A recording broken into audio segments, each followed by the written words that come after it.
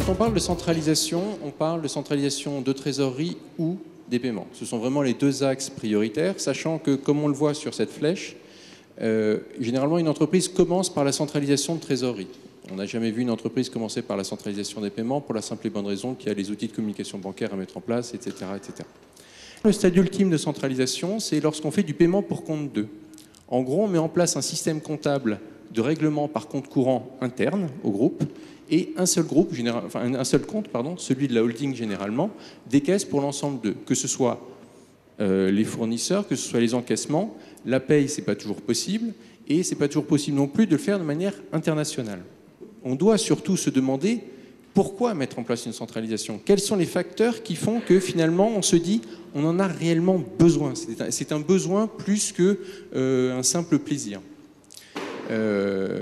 En fait, le premier argument, c'est le fait de gagner en productivité. On veut harmoniser les processus. On veut mettre en place une procédure unique de gestion de la chaîne de paiement. On veut dématérialiser les paiements. Mettre fin, par exemple, à l'envoi de virements papier. Que vient faire le CEPA là-dedans? Déjà, pour la trésorerie. Pour le cash management, en fait, il y a des possibilités de rationalisation. À partir du moment où on peut payer dans les mêmes conditions un fournisseur allemand, lettonien, etc., depuis Paris, quelle est l'opportunité ou le besoin de garder des comptes locaux? Ou alors de multiplier le nombre de comptes localement?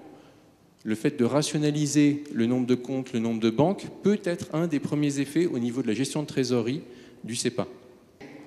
Quelle que soit l'époque, y compris aujourd'hui, il y a quelques questions à se poser en amont. Tout d'abord, la politique de paiement de l'entreprise ou du groupe. Est-ce qu'on va changer les moyens de paiement, etc., etc. Tout ce qui est les outils de paiement, comment est-ce qu'ils seront administrés? Est-ce qu'il y a un service informatique dédié à cela? Est-ce qu'il y a une maîtrise d'ouvrage dédiée à ça? Est-ce qu'il faut révolutionner le système d'information pour ça avant ou pas? Et enfin, quel sera l'impact sur le circuit des paiements? Il existe aussi d'autres contraintes, mais là je vais laisser Arfang vous en parler. Il conviendrait donc de prendre en compte également la dimension réglementaire. En effet, depuis la transposition de la directive sur les services de paiement en 2009, suivie de la directive sur la monnaie électronique en 2013, on a vu l'émergence de deux nouveaux types d'acteurs, à savoir les établissements de paiement et les établissements de monnaie électronique. Nous allons nous intéresser donc sur un type donc, de paiement pour compte 2. C'est le cas donc, de filiales donc, A et B qui appartiennent à un groupe qui vont émettre un ordre de paiement à l'unité centralisatrice, donc la trésorerie, pour le compte qui va en charge donc, pour cette unité centralisatrice de reverser les fonds aux bénéficiaires pour le compte donc, des filiales A et B.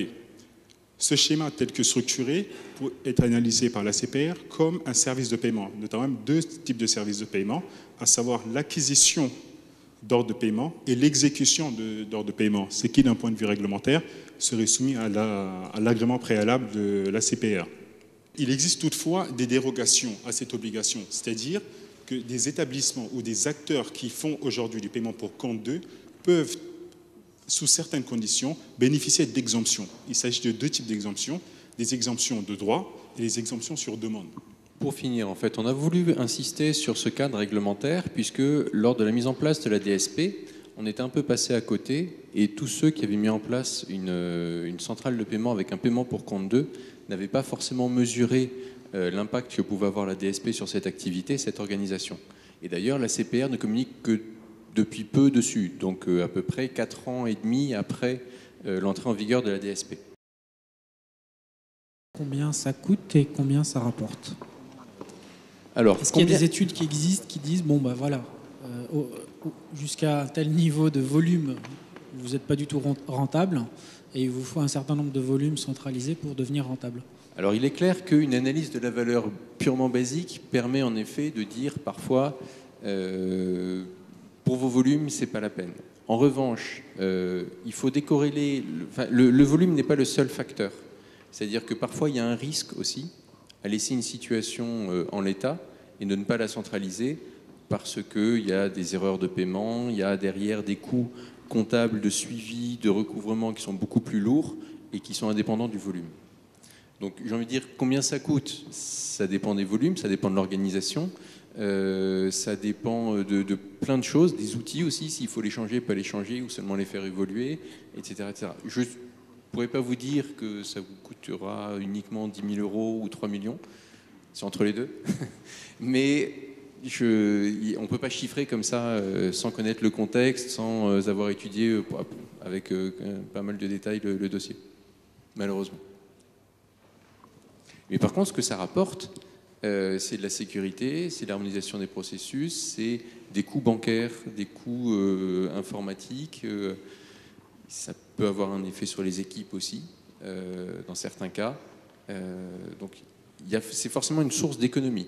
Concernant donc les exemptions d'agrément, est-ce que c'est quelque chose qui doit être formalisé? La demande d'exemption doit être formalisée pour le cas du réseau limité. C'est lorsqu'on pense qu'on est dans le cas d'un réseau limité, on souhaiterait donc proposer, illustrer ce cas à la CPR. Là, il faut formaliser un dossier. Concernant les exemptions de plein droit, c'est en cas de contrôle que la CPR, il faudrait donc justifier juste le caractère exonératoire de plein droit.